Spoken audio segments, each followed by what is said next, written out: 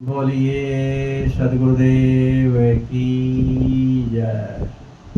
संत समाज की जय। मेरे आध्यात्मिक जीवन के आत्म प्रेरणा स्रोत मेरे परम राधे, मेरे परम सदगुरुदेव एवं सत्संग सभा स्थल में बैठे हुए मेरे सभी धर्म प्रेमी सज्जनों एवं ममतामय माता बहनों व नन्हे मुन्ने प्यारे बच्चों, हमारे इस कबीर पारख अनुसंधान केंद्र चैनल की ओर से हमें हमारे सभी श्रोता बंधुओं को सादर साहिब बंदगी।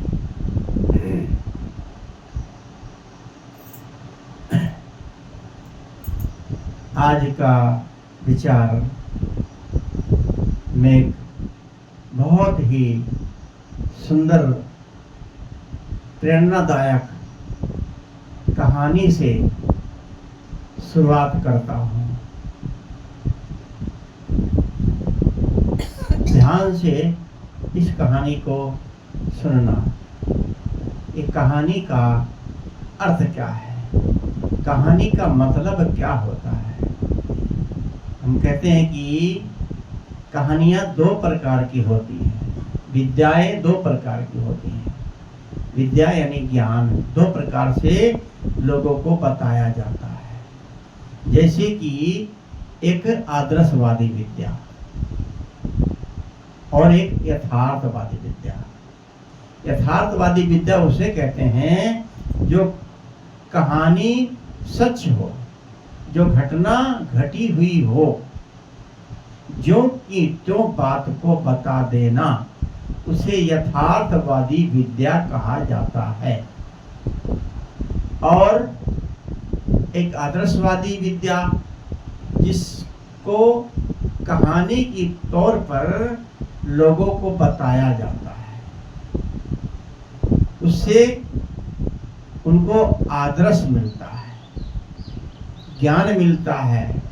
उस आदर्श को समझकर सुन करके हम उस पर चलने का प्रयास करते हैं।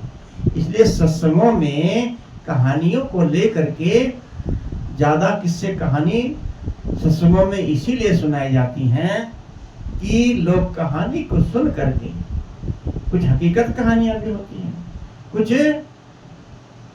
बना करके कहानियों को समझाने का तरीका होता है। जैसे कबीर साहब की बात को ले लीजिए। कबीर साहब ने अपने दोहों में समझाने के लिए कहा कि माली आवत देख कर कलियन करी पुकार, कि फूली फूली चुन लिए कल हमारी बार। अब ये क्या कलियां बोल रही थी? माली को देखा उसने, कबीर साहब से बात किया। कबीर साहब कैसे जाने कली बोल रही है? कि कली का मतलब है बूढ़े बुजुर्ग लोग शरीर छोड़ छोड़ जा रहे हैं, कल हमारा भी नंबर आएगा। ये इस उदाहरण से कबीर साहब लोगों को अंतःकरण में बात को समझाने के लिए ये दोहा बनाया है कि कल हमारी भी बार है। जैसे माटी कहे कुम्हार से, तू क्यों रोंधे मोए, एक दिन ऐसा आएगा मैं रोंधूंगी तो। अब माटी कबीर साहब से क्या बात कर रही है? क्या कुम्हार से बात कर रही है? कुम्हार से बात कर सकती है माटी। अब कबीर साहब ने मिट्टी की बात को कैसे समझ लिया कि मिट्टी ऐसा कह रही है? कबीर साहब मिट्टी का उदाहरण दे करके लोगों को उनके अंतःकरण में बात समझाने के लिए, उनके हृदय में उतारने के लिए ये उदाहरण पेश करते हैं। ऐसे ही जो आज मैं सुनाने जा रहा हूँ उसको ध्यान से सुनना। बहुत ही मार्मिक कहानी है। दिल में, अंतःकरण में उतारने लायक है। कहानी है, एक नगर में एक राजा रहते थे और बहुत ही अच्छे धर्म प्राण राजा थे। उनके यहाँ संत महात्मा आते जाते रहते थे। तो अचानक एक दिन एक संत आए और उन्होंने संत का स्वागत किया। राजा के दरबार में संत आए तो राजा ने संत का स्वागत किया और उनको आसन दिया, एक कमरा दे दिया। उसमें उनका अच्छे से आसन नौकरों से कह के लगवा दिया और संत की खूब अच्छी सेवा की, भोजन दिया। संत जिस दिन जय दिन तक उनका इच्छा रहे 2 दिन 4 दिन। जब संत वहां से चलने लगे, तैयारी करी, तो मन में संत के विचार आया, मैं राजा के यहाँ 3-4 दिन रहा हूं, इसका भोजन किया और इसने सेवा किया और राजा सत्संग तो कभी सुनता ही नहीं था, समय नहीं था, तो राजा को क्या सुनाओ। राजा ने वेद शास्त्र किताब, पुराण, रामायण, ये सब चीजों को उसको ज्ञान तो है ही नहीं, कभी जीवन में सत्संग सुना नहीं, तो उसको बदले में मैं क्या सुनाऊं, क्या ज्ञान दूं। अगर मैं कोई गुड़ बात बताता हूं सत्संग की, वो समझ ही नहीं पाएगा। जिसने कभी जीवन में सत्संग नहीं सुना, उसके सत्संग की बातें दिमाग में नहीं बैठती। वो तो सोचता कब सत्संग खत्म हो, कब यहाँ से चले। ऐसे ही राजा ने कभी जीवन में सत्संग नहीं सुना था। तब संत ने सोचा क्यों ना राजा को बुला करके कुछ उसको मार्गदर्शन किया जाए। तो संत ने राजा को बुलाया पूरे परिवार सहित कि सब लोग मेरे पास आके थोड़ी देर बैठो। राजा और उनका पूरा परिवार आकर के वहां उनके पास बैठ जाता संत के। और संत जो है शुरुआत कहाँ से करते हैं, तो सोचा क्यों ना राजा के दिनचर्या के बारे में पूछा जाए, राजा कैसे जीवन बिताता है, कैसे रहता है, दिनचर्या उसका शुरुआत कैसे होती है, इसी से शुरुआत की जाए। तो संत ने राजा से कहा, अच्छा एक बात बताओ, आप सुबह कितने बजे उठते हो और उठ करके क्या करते हो। तो राजा ने कुछ संकोच किया कि कैसे इनको बताऊं, क्योंकि राजा देर से सोता था, देर से उठता था। तो राजा ने कहा कि गुरुदेव, राजकाज में मेरे पास काम करने वाले नौकर चाकर तो बहुत हैं, मुझे काम करने की जरूरत तो नहीं होती, लेकिन राजकाज के कुछ कार्य ऐसे होते हैं जिन्हें समझना समझाना होता है। तो उसको करते करते रात के 12 बज जाते हैं और सोते सोते 1 बज जाता है।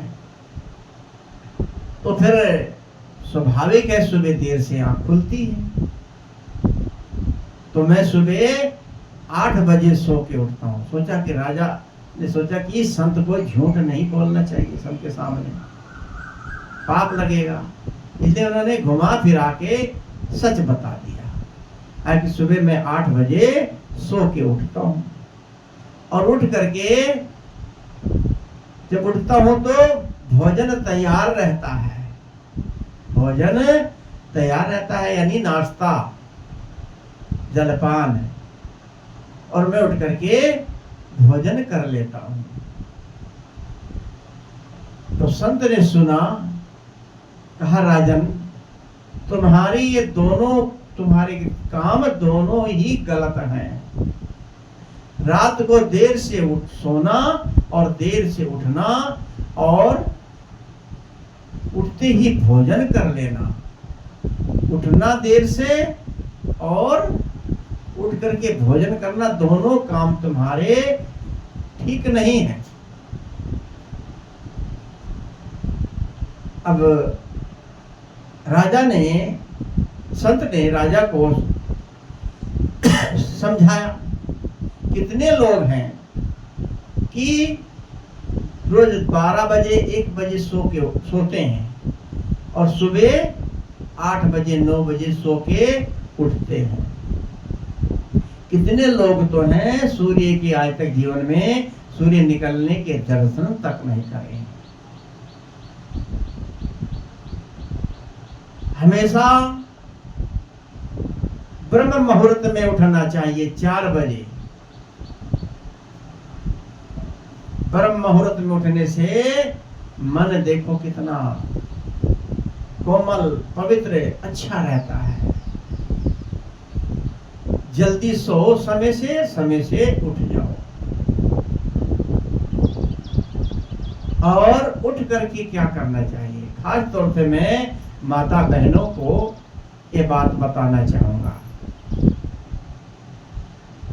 क्योंकि माता बहनें उठ करके डायरेक्ट किचन में जाती हैं, भोजन बनाती हैं। भोजन किचन में, किचन क्या है, अन्नपूर्णा का कक्ष है। अन्नपूर्णा माता का कक्ष है। और उठ करके बिना नहाए धोए किचन में नहीं जाना चाहिए। भले ही उठ करके 2 लोटा पानी ही डाल लें, बाद में फिर अच्छे से नहा लो।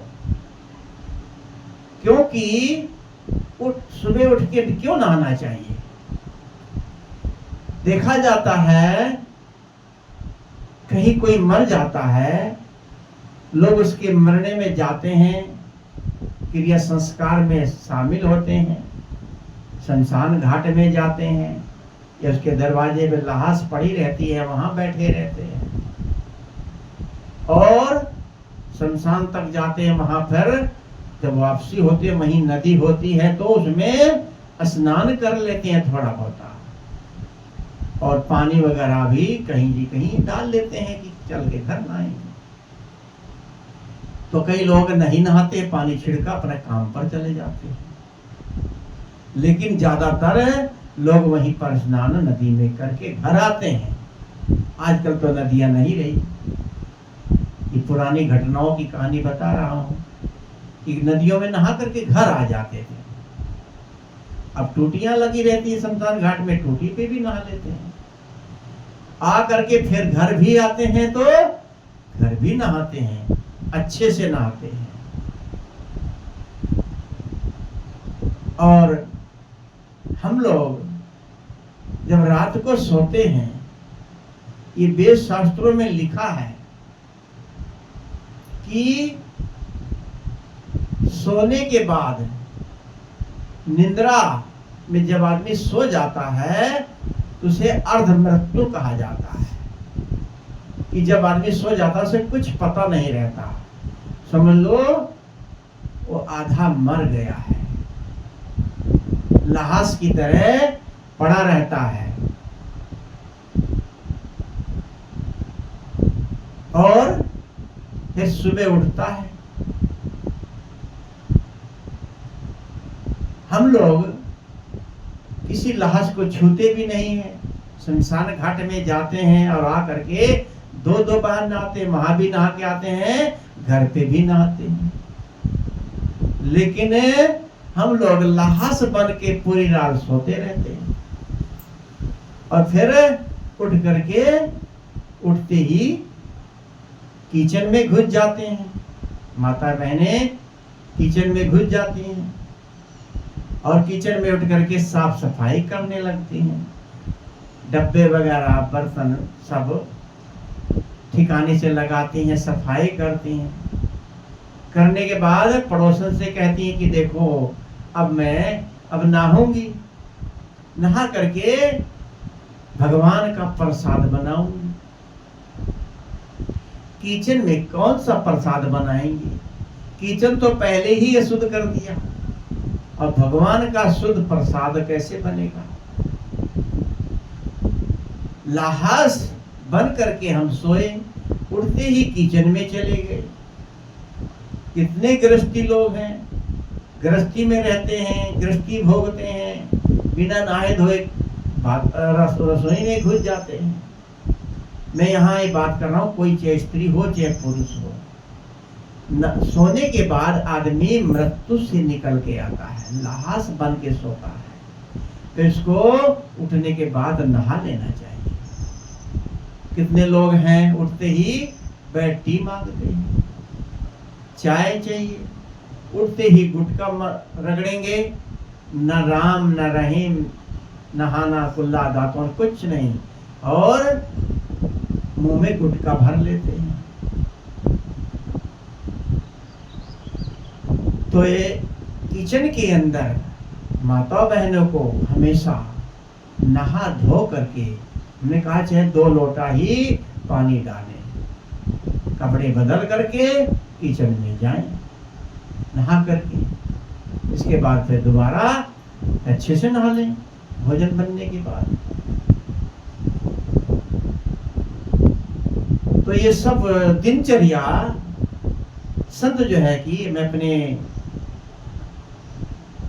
मूल विषय पे आऊं, मैं कह रहा था संत ने राजा को समझा रहे थे यही सब कि देखो ब्रह्म मुहूर्त में उठना चाहिए, 4 बजे उठ करके उठते ही सीधे स्नान करना चाहिए और फिर ध्यान करना चाहिए, अपने इष्ट का ध्यान करो बैठ करके कुछ देर,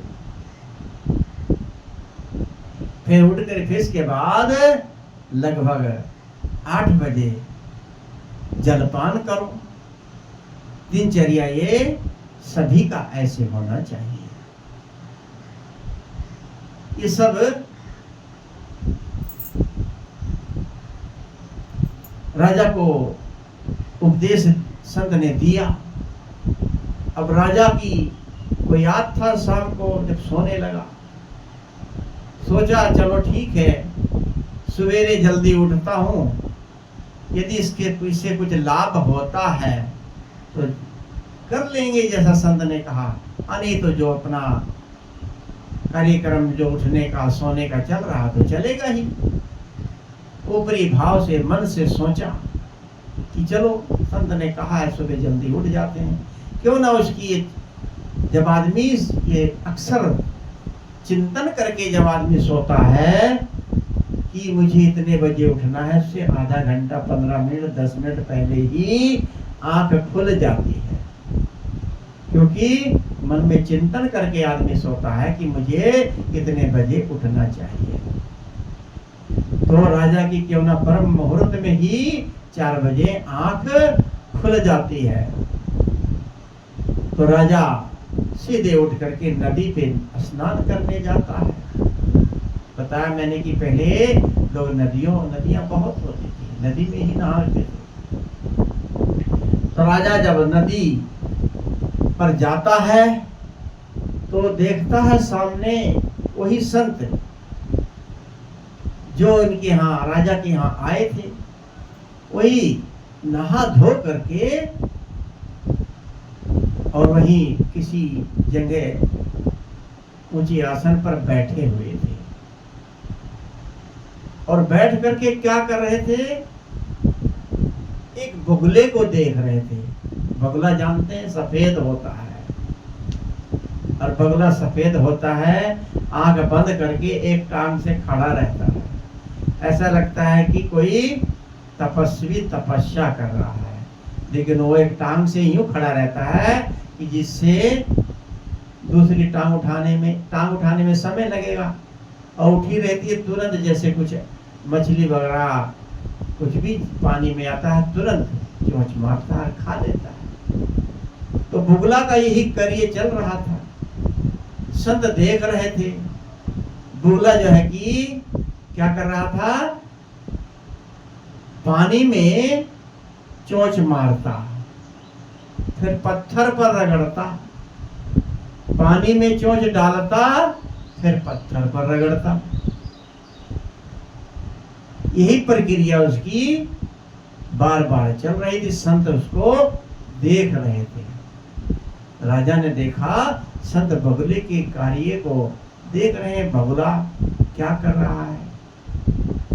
बगुला पानी में चोंच डालता और पत्थर पर रगड़ता, पानी में चोंच डालता, पत्थर पर रगड़ता। तो संत ने कहा, एक दो लाइन जो है कि गा करके बस सुना दिया, गा के सुनाया। राजा अभी ने भी सुना उसको। सुबह सुबह का समय होता है, कोई भी चीज अगर कोई बोलता है तो झट से याद हो जाती है। तो राजा ने, संत ने कहा, घिस घिसावे घिसी घिसे, घिस घिस जावे पानी, घिस घिसावे घिसे घिसे, घिस घिस जावे पानी। यही कारण तुम घिसत हो, ओ कारण हम जानी रे बगुला, ओ कारण हम जानी रे भैया, ओ कारण हम जानी। ये जब कारण को संत ने जान लिया, यानी कि वो पानी में चोंच क्यों डाल रहा है, पत्थर पर क्यों रगड़ रहा है, यानी पानी में कोई जानवर को खा लेता था और फिर उसको रगड़ करके चोंच को फिर तेज करता था, जिससे किसी जानवर को उठाऊं, मछली को, और चबा जाऊं, और साफ कर लेता था और तेज करता था अपनी चोंच को। तो ये कार्य बगुला कर रहा था। संत ने उसी पे ये बात बोली तो राजा ने सुन लिया। राजा को भी ये बात, ये कहानी, ये जो गाया उसको भी अच्छा लगा और याद हो गया कि संत इसका मर्म जान रहे हैं, और उसको याद हो गया। तो राजा वहां से अपने दरबार में आ गया,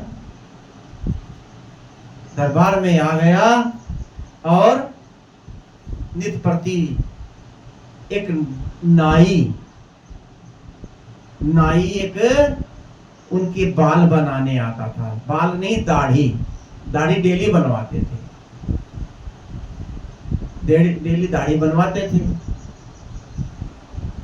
तो नाई वहां से जब चला राजा की दाढ़ी बनाने के लिए, तो रास्ते में उनको प्रधानमंत्री मिल गया। प्रधानमंत्री राजा का, उसी राजा का प्रधानमंत्री। तो नाई को जब देखा तो प्रधानमंत्री जी ने नाई से कहा कि भाई आप कहाँ जा रहे हैं सुबह सुबह? कि मैं राजा के दरबार में जा रहा हूँ। क्या क्या करने जा रहे हैं? कि मैं राजा की दाढ़ी बनाने जा रहा हूँ। कि राजा की दाढ़ी बनाने जा रहे हो? कि हाँ। तो राजा की दाढ़ी कब से बना रहे हो? तो नाई ने कहा, मैं राजा की दाढ़ी तो बहुत दिन से बना रहा हूँ, लगभग 20 साल हो गया। 20 साल से दाढ़ी बना रहे राजा की? अरे कि फिर तो तुम्हारे पास बहुत धन इकट्ठा हो गया होगा। राजा की दाढ़ी बनाना, उसमें तो पैसा तो बहुत देते होंगे। तो नाई ने कहा भैया, इतना धन कहाँ, जैसे पहले था ऐसे आज भी हूं, धन कहाँ ज्यादा है। तो मंत्री ने कहा, मैं तुम्हें एक युक्ति बताता हूं, वो करोगे? कहिए वो क्या? कि तुम्हें अगर धनी बनना चाहते हो तो मैं एक युक्ति बताता हूं। और उसमें तुम भी अमीर हो जाओगे और मैं भी अमीर हो जाऊंगा। अमीर का मतलब तुम धनवान हो जाओगे और मैं भी अपने मकसद में कामयाब हो जाऊंगा। कहे क्या है बताइए? कहे कि देखो तुम दरबार में रोज जाते ही हो, तुम्हें कोई रोका टोकी तो है नहीं, और कपड़ा राजा साहब के गले में लपेट के कपड़ा दाढ़ी बनाते ही हो, और औजार कोई ले जाओ कोई चेक तो करता नहीं है, तुम औजार लेके जाते हो उस तरह, वो भी कोई चेक नहीं करेगा। तुम एक काम करो कि राजा की जब दाढ़ी बनाओगे रोज तो दाढ़ी पर उस तरह घुमाते हो, आज उस सुस्तरे को तुम राजा की गर्दन पर घुमा देना।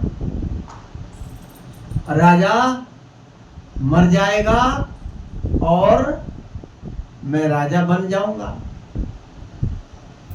और मैं तुम्हें उसके बदले में 1000 सोने की असरफी दूंगा। नाई सुन करके घबरा गया, कांप गया, कहने लगे भैया मैं 20 साल से राजा की दाढ़ी बना रहा हूं, ये विश्वासघात मैं कैसे कर सकता हूं, मेरे बस का नहीं है। तो उधर कहते हैं कि पाप का बाप कौन है? पाप का बाप लालच है, लोभ है। तो मन में आ गया, कहा है कि माई बाप न भैया, सबसे बड़ा रुपया। तो नाई के दिमाग में आया कि 1000 असरफी मिलेगी राजा की गर्दन उड़ाने के लिए, कोई शक तो करेगा नहीं। और मंत्री साहब हैं, मंत्री ने कहा मैं तुम्हें कुछ नहीं होने दूंगा, ये खुद राजा बन जाएंगे। तो मन में आ गया कि ठीक है, अच्छा जो तुम कहते हो मैं करूंगा। तो नाई वहां से प्रधानमंत्री से कह करके राजा के दरबार में आ गया। तो राजा साहब पहले से ही कुर्सी पर बैठ करके ध्यान कर रहे थे, बैठे थे कुर्सी पर, जिस कुर्सी पर दाढ़ी बनवानी थी। तो अब राजा को नाई ने जब देखा, कहते हैं जो उसका लक्ष्य होता आदमी को वही ध्यान जाता है। कोई भी काम करो, उसका लक्ष्य जो है कि राजा की गर्दन उड़ाना था। सामने एकदम राजा की गर्दन नजर आई, गर्दन को देखा तो राजा की गर्दन मोटी। मन में सोचा कि राजा की इतनी मोटी गर्दन, और उस्तरा निकाला कि उस्तरा छोटा सा उस्तरा, ये राजा की गर्दन में कहीं एक बार में ना उड़े। तो मन में आया, तो अपने थैले में से एक पत्थर होता है तेज करने वाला, उस तरह पत्थर निकाल करके उस तरह पर घिसने लगा। उस तरह निकाला और पत्थर पर पानी डाला, उस तरह रगड़ा, पानी डाला, उस तरह रगड़ा, पानी डाला और उस तरह रगड़ा, उस तरह घिसने लगा। पानी डाला उस तरह घिसा, पानी डाला उस तरह घिसा। यही जब करने लगा तो घिस घिस की आवाज राजा के कान में पड़ी। कहानी का मोड़ आया एंड की ये कहानी ये क्यों सुनाई जा रही है, ध्यान देना। जब राजा ने उस घिस घिस की आवाज सुनी, नाई उस तरह को पत्थर पर घिस रहा था, पानी डाल रहा था, उस तरह घिस रहा था।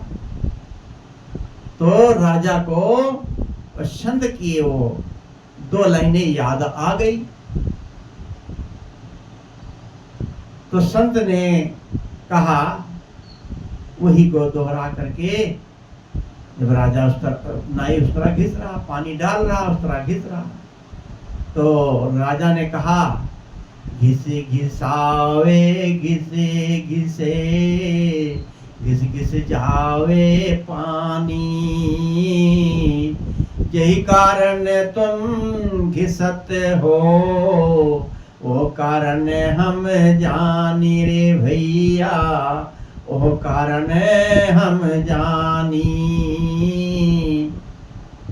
इतना राजा को कहना था। नाई का तो जमीन सरक गई पैरों के नीचे से और घबरा गया। सोचने लगा कि बाप रे बाप, अब तो मैं फंस गया। राजा ने तो सब कुछ जान लिया कि घिसे घिसावे घिसे घिस घिस जावे पानी, जे कारण तुम घिसत हो वो कारण हम जानी। राजा जान गया है मैं उस तरह किस कारण घिस रहा हूं, राजा की गर्दन उड़ाने के लिए घिस रहा हूं। राजा ने तो जान लिया और उसने क्या काम किया, उस तरह फेंका एक तरफ, पत्थर फेंका एक तरफ, और जा करके राजा के पैरों में गिर के माफी मांगने और गिड़गिड़ाने लगा कि राजा साहब मुझे माफ कर दो, माफ कर दो।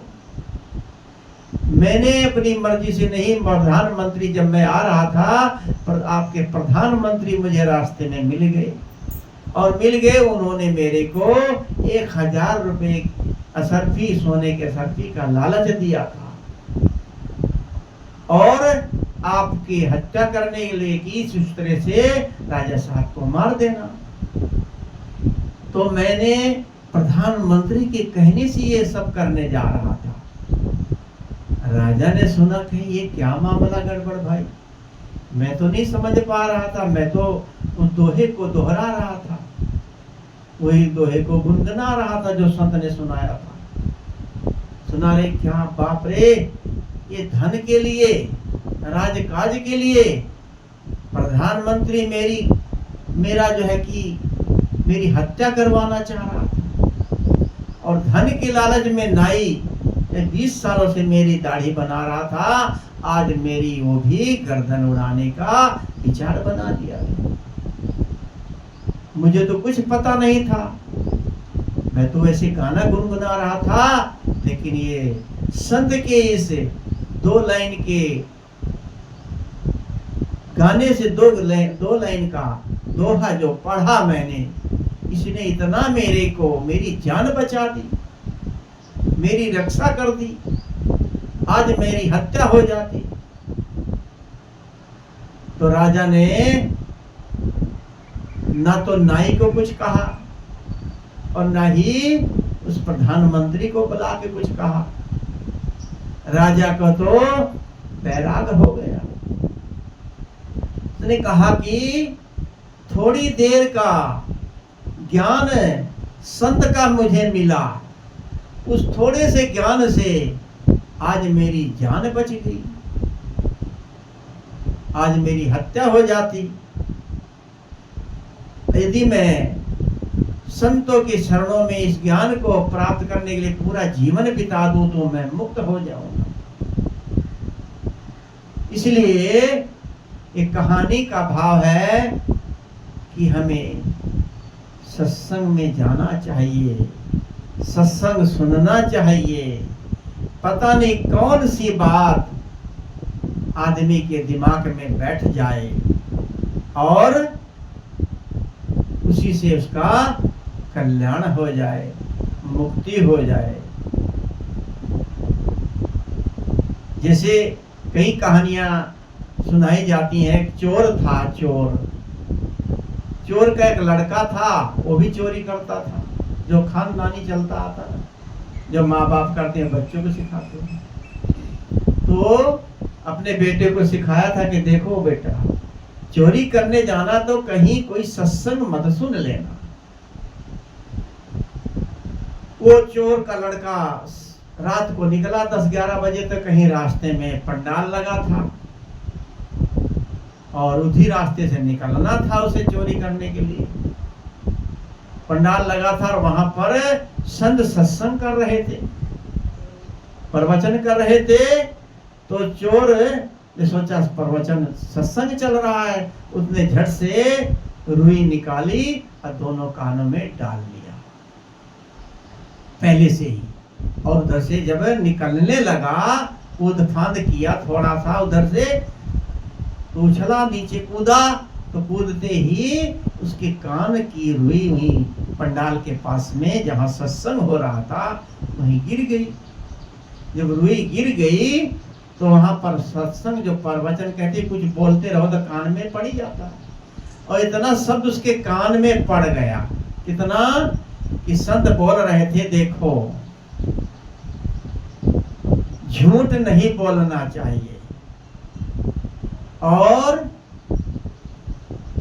किसी का नमक खा के नमक हलाली नमक हरामी नहीं करनी चाहिए, और किसी माता बहनों स्त्रियों पर बुरी नजर नहीं रखनी चाहिए। ये सब सुन लिया उसने, लेकिन तुरंत उठाई रुई कान में डाल लिया, लेकिन इतना सब तो उसके कान में पड़ ही गया।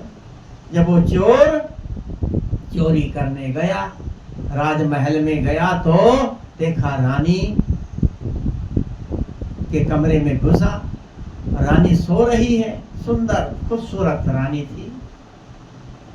और रानी जब कहीं से आई होगी फंक्शन से, कपड़े उतार करके, उतारे भी नहीं कपड़े, गहने गुने उतार करके ऐसी ही रख दिए थे, वहीं रख करके सो रही थी। तो चोर ने देखा गहने पड़े हैं तो फटाफट फटाफट उस गहनों को भर लिया कि बढ़िया माल मिल गया, ढूंढना नहीं पड़ा।